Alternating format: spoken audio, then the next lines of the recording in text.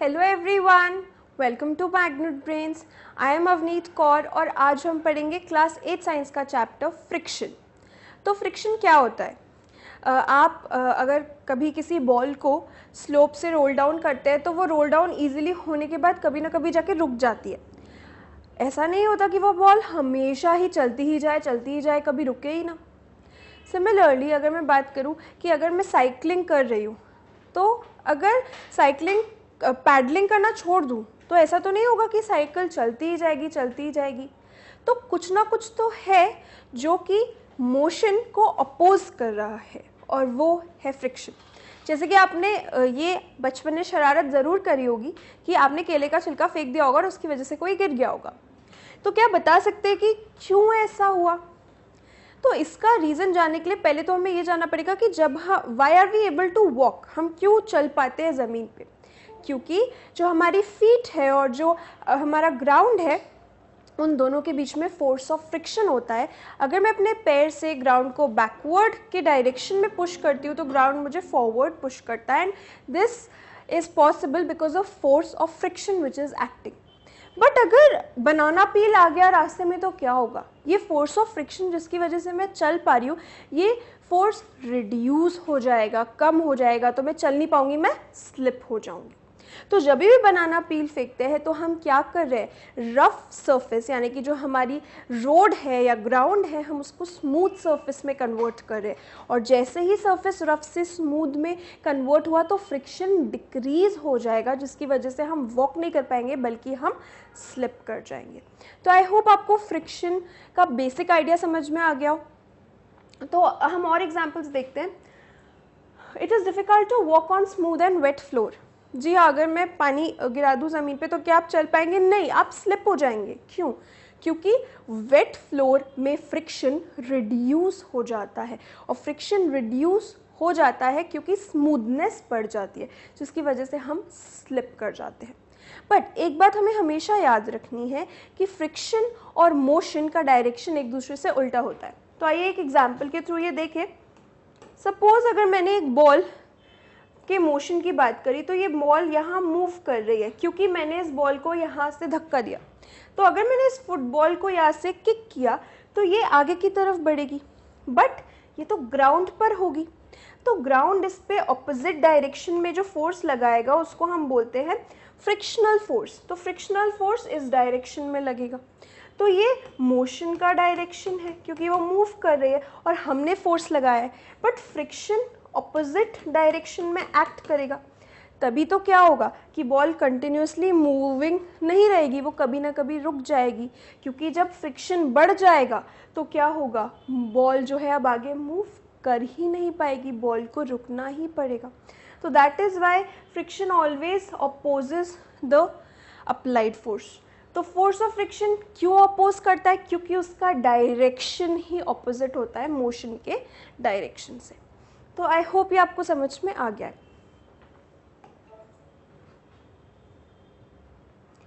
अब हम spring balance के बारे में पढ़ेंगे। तो स्प्रिंग बैलेंस जैसे कि आप यहाँ देख सकते हैं एक डिवाइस है जिसमें कि बहुत सारे कैलिब्रेशंस आप देख सकते हैं। तो सपोज मैंने स्प्रिंग बैलेंस के हुक पे कोई ऑब्जेक्ट पुट किया तो वो ऑब्जेक्ट क्या करेगा? ये ऑब्जेक्ट जो है वो स्प्रिंग बैलेंस के स्प्रिंग को पुल करेगा और कितना पुल करेगा? जितना उसका मास है उस हिसाब से पुल करेगा। तो स्प्रिंग बैलेंस हमें फोर्स का मेजरमेंट देता है। सो spring balance is used for measuring the force acting on an object. तो फोर्स का मेजर होता है कैसे?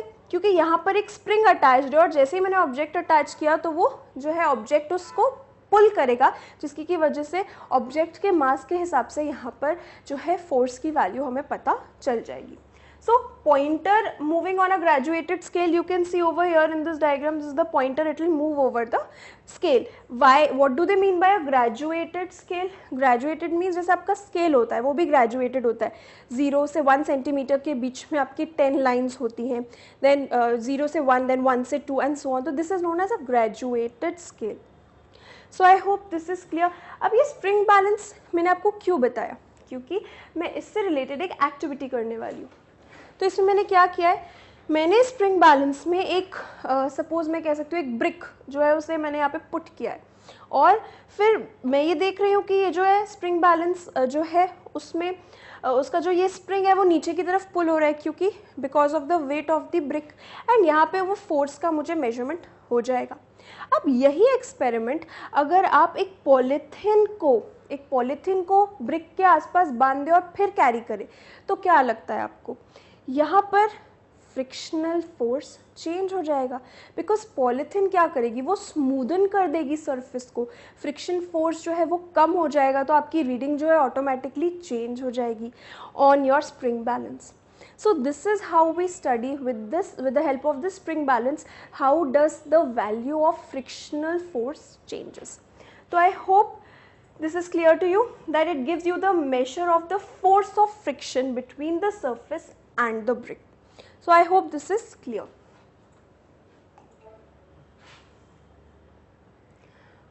Okay, तो अब फ्रिक्शन कैसे आता है, क्यों आता है, अब हमें वो देखना है। ये वुड ब्लॉक है और इसके ऊपर मैंने एक दूसरा ऑब्जेक्ट रखा है, ये यहाँ पर मूव कर पाने में मुझे मुश्किल क्यों हो रही है? क्योंकि फ्रिक्शन का फोर्स एक्ट कर रहा है किन दोनों के बीच में, इस ऑब्जेक्ट और इस सरफेस के बीच में फ्रिक्शन का फोर्स एक्ट कर रहा है। तो ऐसा क्या है जो फ्रिक्शन है, ऐसा क्या होता है फ्रिक्शन की वजह से? फ्रिक्शन की वजह से ये जो दो सरफेसेस है ये आपस में इंटरलॉक कर जाते हैं। जैसे कि मैं आपसे बोलूँ कि एक ताला है और उसकी चाबी है, तो ताले का परफेक्ट फिट होती है चाबी। सिमिलरली जो हमारे दो सरफेसेस है जिनके बीच में फ्रिक्शनल फोर्स एक्ट कर रहा है, उसमें क्या होता है, एक सरफेस जो है उसकी जो इरेगुलरिटीज़ है वो दूसरे सरफेस की इरेगुलरिटीज़ में लॉक हो जाती है, इसीलिए मोशन मुश्किल हो जाता है। So this is how friction plays its role. तो ये जो इरेगुलरिटीज़ होती है सरफेस पे वो ही फ्रिक्शन फोर्स को बढ़ा देगी।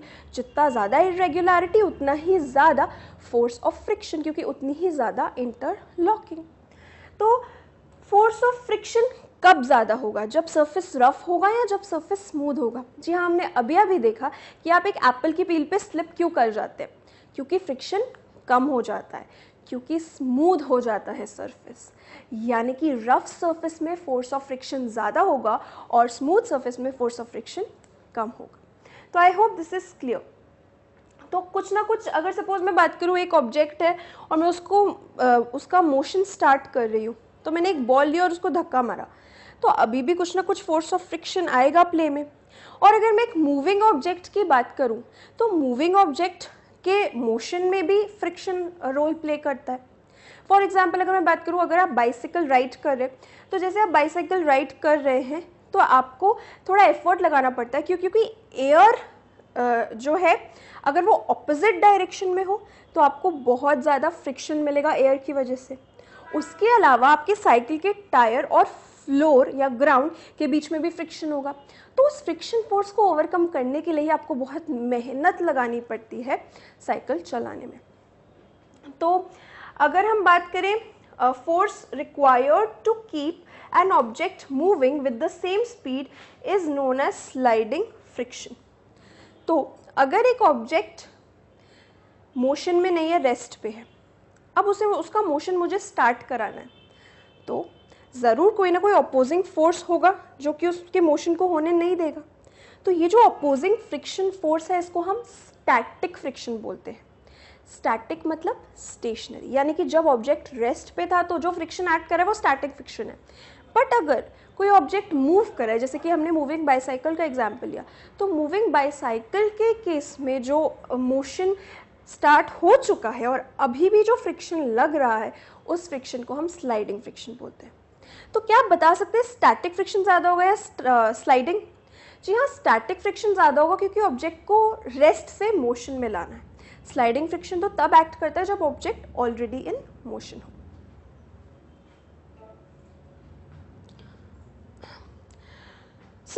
आप देख सकते हैं जो आपके शूज़ होते हैं उनमें नीचे ग्रूव्स बने रहते हैं, यानी कि वो एकदम स्मूथ नहीं होते हैं, उनमें थोड़ी थोड़ी इरेगुलरिटीज़ होती है। क्या आप समझ सकते हैं ऐसा क्यों होता है? और अगर मैं बात करूँ, अगर थोड़े टाइम तक आप शूज़ यूज़ करते रहे तो वो ऐसे हो जाते हैं एकदम स्मूथ, और ऐसे शूज़ को पहन के अगर आप चलेंगे तो गिरने के चांसेस भी ज़्यादा हो जाते हैं। तो क्या अब आप समझ पा रहे कि ग्रूव्स क्यों होते हैं शूज़ में, और जब ग्रूव्स जो है वो फ्लैट हो जाते हैं तो मोशन क्यों डिफ़िकल्ट हो जाता है? जी हाँ, इसका आंसर है फ्रिक्शन। तो हम वॉक इसीलिए कर पाते हैं क्योंकि ग्राउंड और हमारे फीट के बीच में फ्रिक्शन फोर्स एक्ट करता है। अगर ये फ्रिक्शन फोर्स नहीं होगा तो हम मूव नहीं कर पाएंगे, और जो शूज़ में ग्रूव्स होते हैं वो इस फ्रिक्शन को बढ़ाते हैं ताकि हम इजीली वॉक कर सकें। बट अगर ये ग्रूव्स जो है फ्लैट हो जाए तो क्या होगा? स्मूथ हो गया सरफेस, फ्रिक्शन कम हो जाएगा और हम स्लिप कर जाएंगे। So therefore it is difficult to move on a wet muddy track or a marble floor. Again marble floor is a smooth surface, आप उस पर नहीं चल पाएंगे क्योंकि फ्रिक्शन बहुत ही कम होगा। If an object is started moving, it would never stop if there were no friction. जैसे कि हमने बॉल का एग्जाम्पल लिया कि वो चलती ही जाएगी, बट ऐसा नहीं होता क्योंकि फ्रिक्शन फोर्स एक्ट करता है opposite to the direction of motion of the ball. तो I hope this is clear to all of you कि how is friction a necessary evil. Now next आपने पढ़ा होगा जब भी मशीन्स चलती है तो बहुत ज़्यादा हीट रिलीज होती है। जैसे कि सपोज आप किसी iron and steel manufacturing plant में गए तो आपको पता है मशीन्स जो हैं मशीन के जो पार्ट्स हैं एक दूसरे के अगेंस्ट मूव करते हैं और इस मोशन की वजह से फ्रिक्शन आता है। फ्रिक्शन, ये जो मोशन हो रहा है फ्रिक्शन फोर्स उसको अपोज करता है तो वो उसकी वजह से हीट रिलीज होती है। इसलिए आपने सुना होगा कि कोई किसी के मुंह से कि हमेशा ग्रीसिंग करनी चाहिए मशीन पार्ट्स में, ग्रीसिंग से वो स्मूथली वर्क करते हैं। क्यों? क्योंकि ग्रीसिंग करने से हमने स्मूथनेस बढ़ा दी और फ्रिक्शन कम हो गया तो मशीन के पार्ट्स वोंट रब अगेंस्ट ईच अदर और हीट रिलीज नहीं होगी इतनी ज़्यादा और मशीन के पार्ट्स स्पॉइल भी नहीं होंगे। So I hope this is clear to you. Again ये तो बहुत ही कॉमन एग्जाम्पल है, आपने देखा होगा जब भी आपको ठंड लगती है तो आप क्या कर सकते हैं, आप अपने दोनों हैंड्स को एक दूसरे के अगेंस्ट रब करेंगे। अब इस मोशन में की वजह से जो फ्रिक्शन होगा, इस मोशन को अपोज करने वाला जो फ्रिक्शन फोर्स होगा वो क्या करेगा? हीट प्रोड्यूस करेगा और आपके जो हाथ के जो ठंडक है वो थोड़ी सी कम हो जाएगी। You will feel better in a very cold environment. तो आई होप आपको समझ में आ गया कि फ्रिक्शन कैसे यूजफुल है और कैसे हमारे लिए ईविल है। क्योंकि मशीन्स की अगर हम बात करें तो मशीन्स जो है वो बहुत ज़्यादा हीट रिलीज करती है और मशीन्स के पार्ट्स खराब हो जाते हैं। क्यों? फ्रिक्शन की वजह से। So I hope this is clear to you. तो कंप्लीट कोर्स के लिए आप मैग्नेट ब्रेन्स प्लस में ज़रूर अपग्रेड करें, हमने इसका प्राइस काफ़ी नॉमिनल रखा है। टिल देन हमारी नेक्स्ट वीडियो में हम पढ़ेंगे more about friction. Thank you. Hello everyone, welcome to magnet brains. I am Avneet Kaur और आज हम पढ़ेंगे अबाउट फ्रिक्शन। ये क्लास 8 साइंस का टॉपिक है। तो लास्ट क्लास में हमने पढ़ा था कि फ्रिक्शन जो है वो इम्पॉर्टेंट क्यों है और कुछ केसेस जब फ्रिक्शन ईविल की तरह भी बिहेव करता है। तो बेसिकली आज की क्लास में हम पढ़ेंगे वो मेथड्स जिससे कि हम फ्रिक्शन बढ़ा और कम कर सकते हैं अपने नीड्स के हिसाब से। तो आपने देखा होगा कि जो आपके शूज़ है या फुटवेयर्स है उनमें ऐसे ग्रूव्स होते हैं, यानी कि एकदम रेगुलर स्मूथ नहीं होता, एकदम फ्लैट नहीं होता, उनका सरफेस थोड़ा सा अनइवन होता है। क्या आप जानते हैं ऐसा क्यों होता है? ताकि ये फ्रिक्शन प्रोवाइड कर सके और आप आराम से मूव कर सके ग्राउंड पे। अगर ये फ्लैट होता, यानी कि अगर कोई पुराने जूते का मैं एग्जांपल ले लूँ, यानी कि सपोज घिस जाए, जो फ्लैट हो जाए, तो उसमें गिरने के चांसेस ज़्यादा होते हैं क्योंकि फ्रिक्शन रिड्यूस हो जाता है जैसे ही स्मूथनेस ऑफ द सरफेस बढ़ जाती है। तो फ्रिक्शन रिड्यूस होगा तो आप क्या करेंगे? आप ग्राउंड पे गिर सकते हैं। दैट इज़ वाई ये ग्रूव्स आपके शूज़ में होते हैं। अगेन टायर, जो आपके व्हीकल्स के टायर होते हैं, क्या वो एकदम स्मूथ सरफेस वाले होते हैं कि उनमें भी थोड़े थोड़े आपने छोटे स्पाइक्स के फॉर्म देखे होंगे, जैसे कि यहाँ। तो इसको हम बोलते हैं ट्रेडिंग। तो ये ट्रेडेड टायर्स क्यों चाहिए होते हैं? ताकि फ्रिक्शन आ सके टायर और ग्राउंड के बीच में, ताकि गाड़ी जो है वो चल सके, आगे बढ़ सके और स्लिप ना हो। तो that is why the tyres are treaded to avoid slipping and to increase friction. Again अगर हम बात करें, जब आप बाइसिकल राइड कर रहे हो तो उसमें भी ब्रेक पैड्स होते हैं, तो उनका भी सिमिलर फंक्शन होता है। Then kabaddi players, kabaddi players क्या करते हैं, वो अपने हाथ जो है उसको ग्राउंड से, मिट्टी से रब कर लेते हैं। उनके हाथ में जो पसीना होता है वो उनके हाथों की स्मूथनेस बढ़ा देता है, यानी कि फ्रिक्शन कम कर देगा। और अगर वो मिट्टी लगा लेंगे तो उनके हाथ जो है थोड़े से रफ हो जाएंगे और वो जो अपने ओपोनेंट है उसको, उनको ईजिली अपनी तरफ स्नैच कर पाएंगे, ना कि उनके हैंड्स स्लिप होंगे। तो वो स्लिपिंग को अवॉइड करने के लिए फ्रिक्शन बढ़ाना पड़ता है, जिसकी वजह से वो अपने हैंड्स जो है सॉइल में रब करते हैं। तो आई होप ये एग्जाम्पल्स आपको क्लियर है। अब अगर हम बात करें नेक्स्ट, तो अब हम बात करेंगे फ्रिक्शन को रिड्यूस करने की। तो कब ऐसा होगा कि हमें फ्रिक्शन को रिड्यूस करने की ज़रूरत पड़े? जी हाँ, हमारा सबसे फेवरेट गेम कैरम। तो कैरम में हम एक पाउडर स्प्रे करते हैं, स्प्रिंकल करते हैं, ताकि जो हमारी जिससे हम प्ले करते हैं, जो हमारी गोटियाँ होती है वो इजीली स्लाइड कर सके।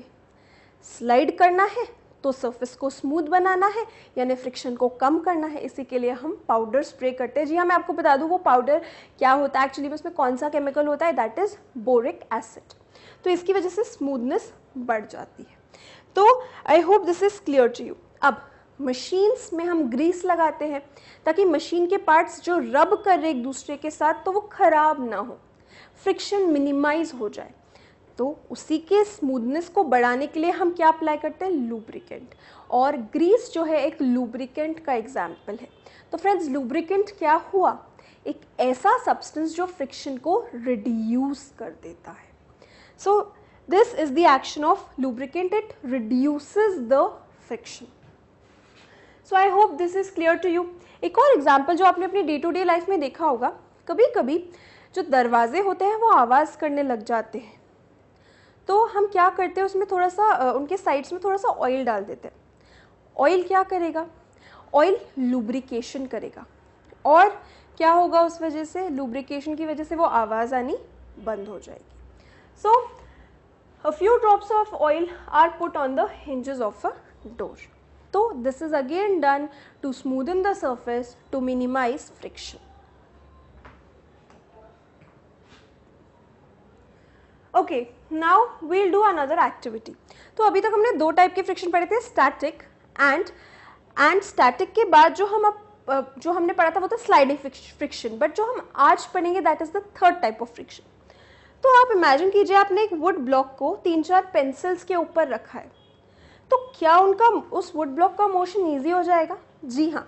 और ये जो आपका फ्रिक्शन है वो मिनिमाइज इसीलिए हो गया है क्योंकि यहाँ पे जो फ्रिक्शन रोल में आ रहा है वो है, प्ले में आ रहा है वो है आपका कौन सा फ्रिक्शन, रोलिंग फ्रिक्शन। जैसे कि आप यहाँ पे भी देख सकते हैं, मैंने यहाँ से फोर्स लगाया तो फ्रिक्शन ऑपोजिट डायरेक्शन में एक्ट करेगा, बट जो फ्रिक्शन एक्ट करेगा वो रोलिंग फ्रिक्शन है, क्योंकि ये जो ब्लॉक है ये इन व्हील्स पर रोल कर रहा है।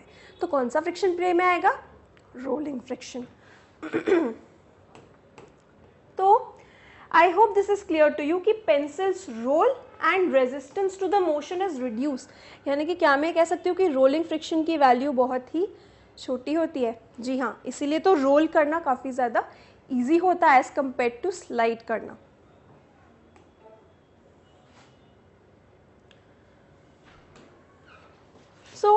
आपने देखा होगा जो आपके लगेज कैरिंग बैग्स होते हैं उनमें ऐसी बॉल्स लगी होती है, व्हील्स लगे होते हैं। ये क्या करते हैं, ये फ्रिक्शन को रिड्यूस करते हैं और आप इजीली अपना अटैची या अपना बैग कैरी कर पाते हैं। So why do we use this, ताकि हमें ज़्यादा मेहनत ना करनी पड़े हमारे सूटकेस को मूव करने के लिए। तो that is why we put below it some circular wheels and we you make the use of rolling friction which has minimum value, ताकि हमें ज़्यादा एफर्ट ना करना पड़े हमारे सूटकेस को पुल करने के लिए। तो क्या आप अग्री करते हैं कि रोलिंग फ्रिक्शन सबसे कम होता है वैल्यू में और रोलिंग फ्रिक्शन से ज़्यादा होगा स्लाइडिंग फ्रिक्शन, और सबसे ज़्यादा वैल्यू होगी स्टैटिक फ्रिक्शन की, क्योंकि हमने पहले ही पढ़ लिया है कि स्टैटिक फ्रिक्शन की वैल्यू ज़्यादा होती है स्लाइडिंग फ्रिक्शन से। So I hope this is clear to you. So rolling reduces friction. This is the reason and this is the summary. Sliding is replaced by rolling by the use of ball bearings. तो यहाँ आप देख सकते हैं ball मतलब जो हमारे spherical wheels है या बॉल बियरिंग्स है, जैसे कि मैं आपको एक एग्जांपल दिखाती हूँ, अब बॉल बियरिंग्स का एक पिक्चर दिखाती हूँ जिससे आपको समझ में आ जाएगा। So here is the ball bearing. अब ये बॉल बियरिंग का आप सरफेस देखें तो this is very smooth surface, और ये स्मूथ सरफेस की वजह से फ्रिक्शन क्या होगा, रिड्यूस हो जाएगा। और क्योंकि ये स्फेरिकल है तो कौन सा फ्रिक्शन प्ले में आएगा, rolling friction. So now let's move to fluid friction. तो ऑफ कोर्स हमें पता होना चाहिए पहले फ्लूइड होता क्या है। तो मैं आपको बता दूं फ्लूइड क्या होता है। आपका लिक्विड्स और गैसेस दोनों ही फ्लूइड्स होते हैं, सॉलिड्स रिजिड होते हैं, तो लिक्विड्स और गैसेस दोनों ही क्या होते हैं, फ्लूइड्स होते हैं। तो क्या ये भी मोशन को रेजिस्टेंस ऑफर करते हैं, क्या इनमें भी फ्रिक्शन लगता है? जी हाँ, और उस फ्रिक्शन को हम बोलते हैं फ्लूइड फ्रिक्शन। तो एयर, वाटर, ये सब भी फ्रिक्शन एक्सर्ट करते हैं। हमें तो पता है अगर हम बाईसाइकिल से राइड कर रहे हैं और एयर ऑपोजिट डायरेक्शन में चल रही है तो हमारी स्पीड कम हो जाती है due to fluid friction. So frictional force exerted by fluids is also called fluid friction or a drag। अब अगर हम बात करें कि फ्रिक्शनल फोर्स किस किस फैक्टर्स पे डिपेंड करता है फ्लूइड्स के केस में, speed of the object, shape of the object and nature of the fluid. तो आइए इन सब ऑब्जेक्ट्स को, इन सब पैरामीटर्स को हम डिटेल में स्टडी करते हैं। तो आप मुझे ये बता दीजिए, अगर मैं आपसे बोलूँ कि स्पीड आपकी ज़्यादा होगी तो फ्रिक्शन फोर्स कम लगेगा या ज़्यादा? आप बहुत तेज़ी से साइकिल चलाएंगे तो आप फ्रिक्शनल फोर्स को ईजिली ओवरकम करेंगे और आप मूव कर पाएंगे। तो जितनी ज़्यादा स्पीड होगी फ्रिक्शनल फोर्स उतना ही कम लगेगा। नेक्स्ट, शेप की बात हम कर लेते हैं। आपको पता है कि बर्ड्स जो है उनकी बॉडी स्ट्रीमलाइंड होती है, फिशेस की बॉडी स्ट्रीमलाइंड होती है। तो why is the body of fish streamlined?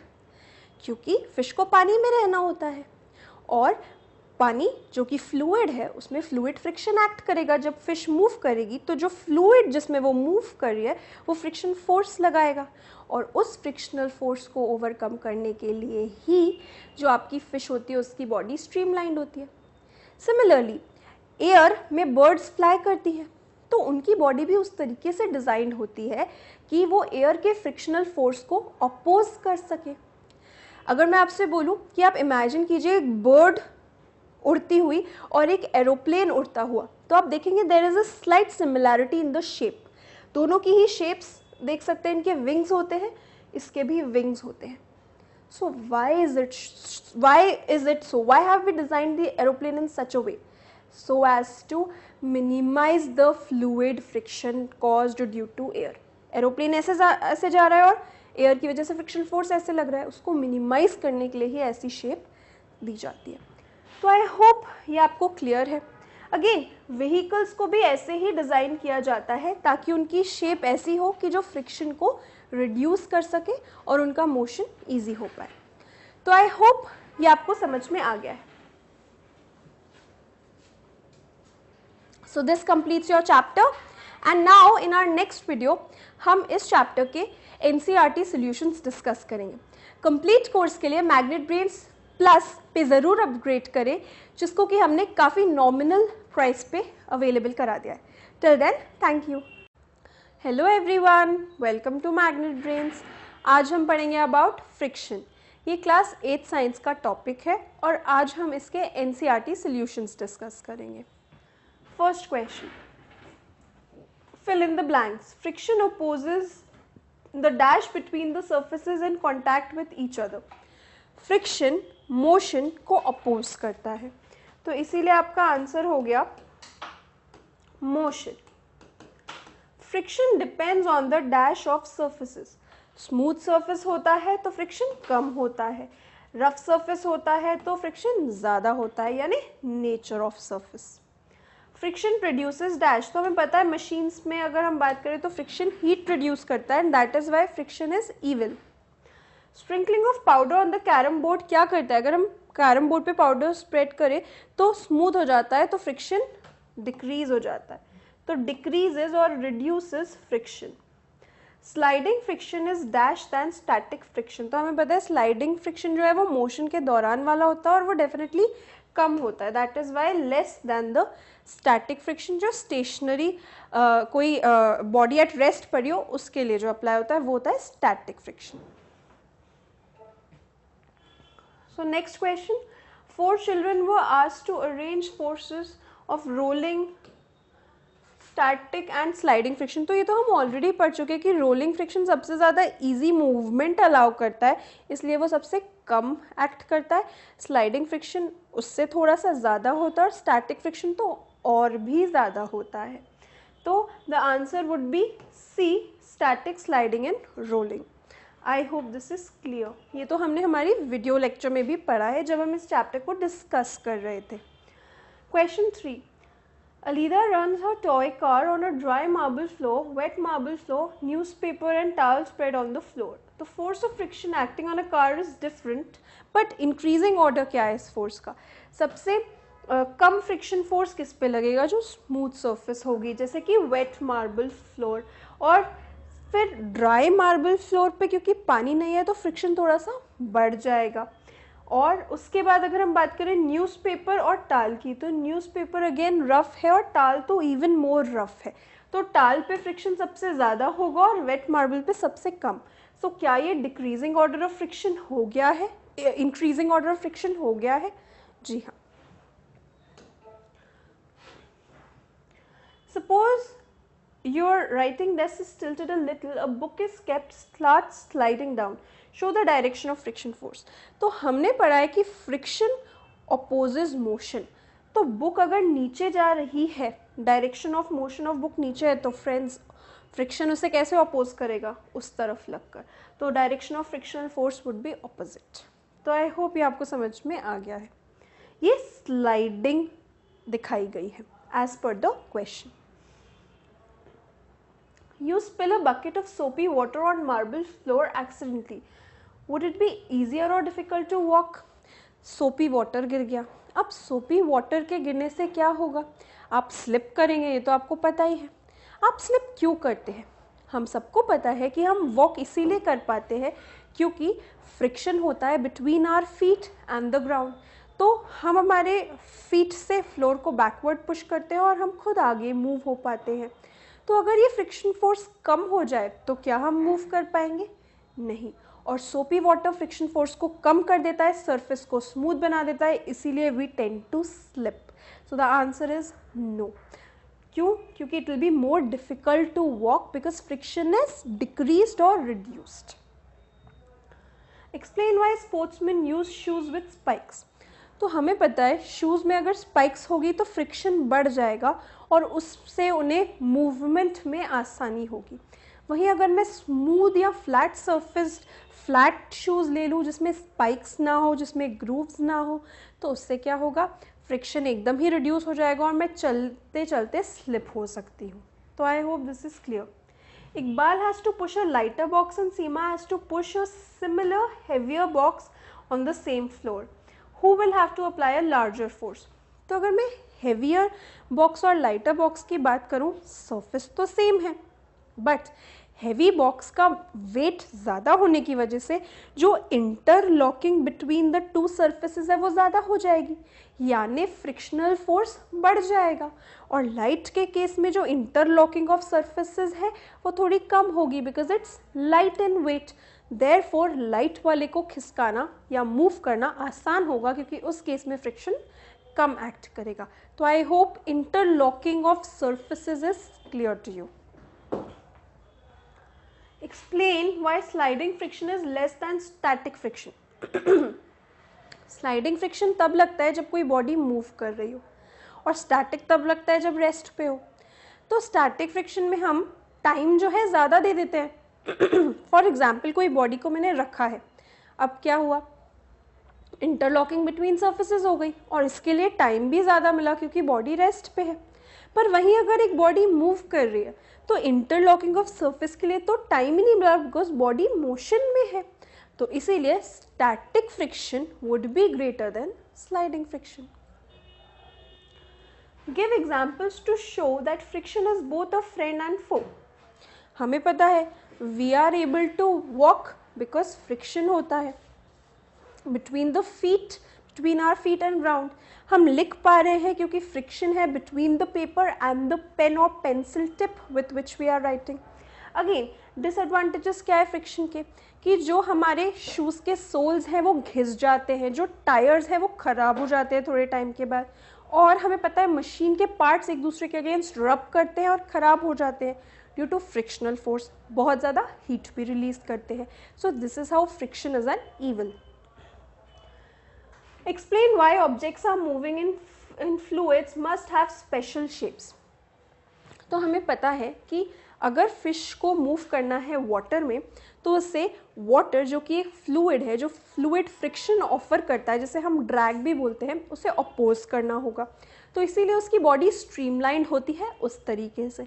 Similarly जो बर्ड्स हैं उनको एयर की वजह से फ्रिक्शन को ओवरकम करना होगा, तो उनकी बॉडी डिज़ाइन होती है उस तरीके से कि वो उस फ्रिक्शन को ओवरकम करके मूव कर पाए।